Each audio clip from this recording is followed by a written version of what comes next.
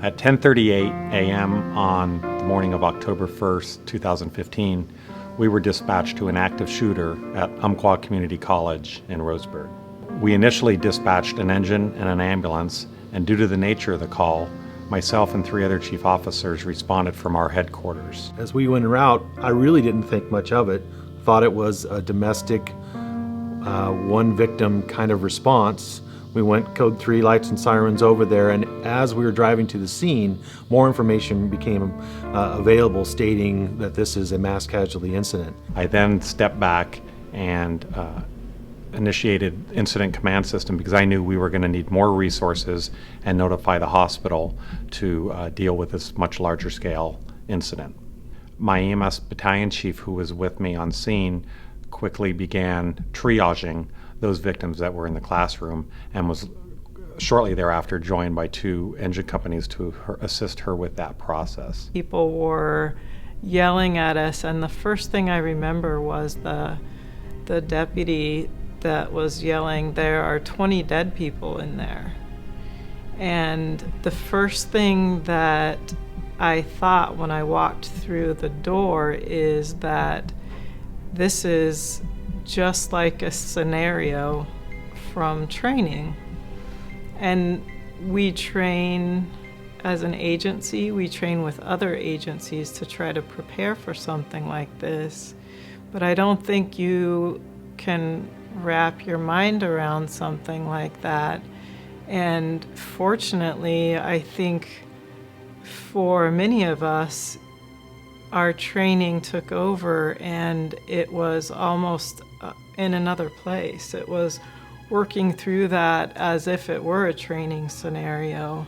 Emotions were going everywhere because there was a lot of people. And as we got there, the people that were there was such a variety.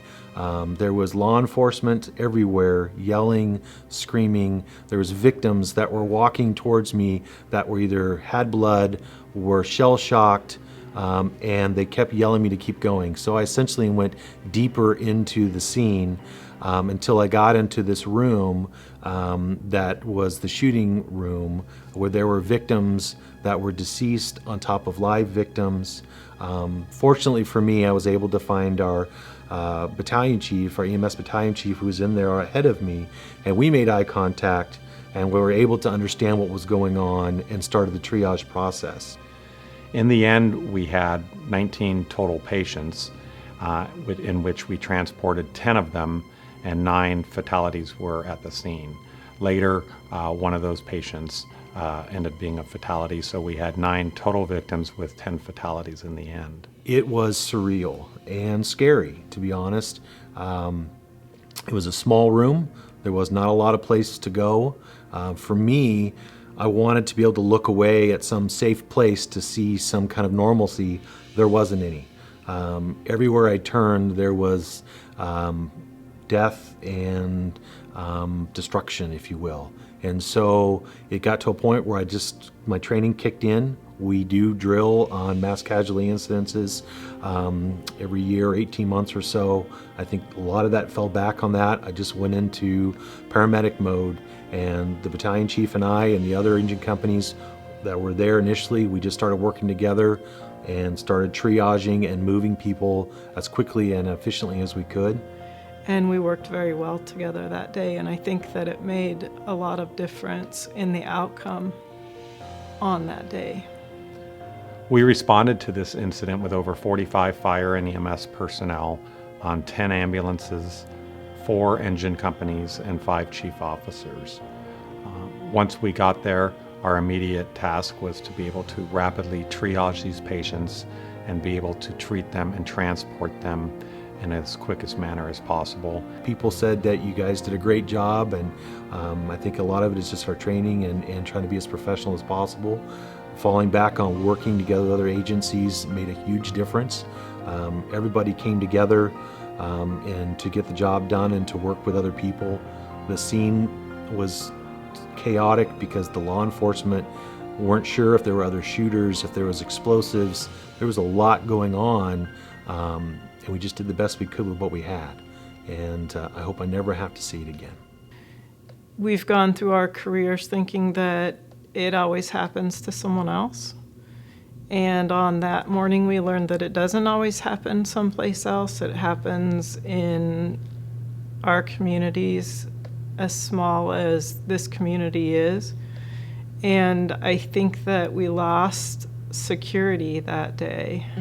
The kids at the high school lost security that day, and they began discussions about, how do we know we're safe if the college isn't safe? The instructors at UCC were saying the same thing. And so I think we lost that sense of security, and I don't know that we'll ever get it back. That incident on October 1st changed us forever. But it won't define us. This community came together more than I've ever seen in my entire career or life, for that matter, to support everyone within this community. And that continues today, because this isn't just something that goes away that next day and you go about your life. This will be with us, each of us, for the rest of our lives. And how we deal and process through that is very important, and will set the course on how we deal with the rest of our careers going forward. So we need to make sure that we take care of our own and take care of those first responders.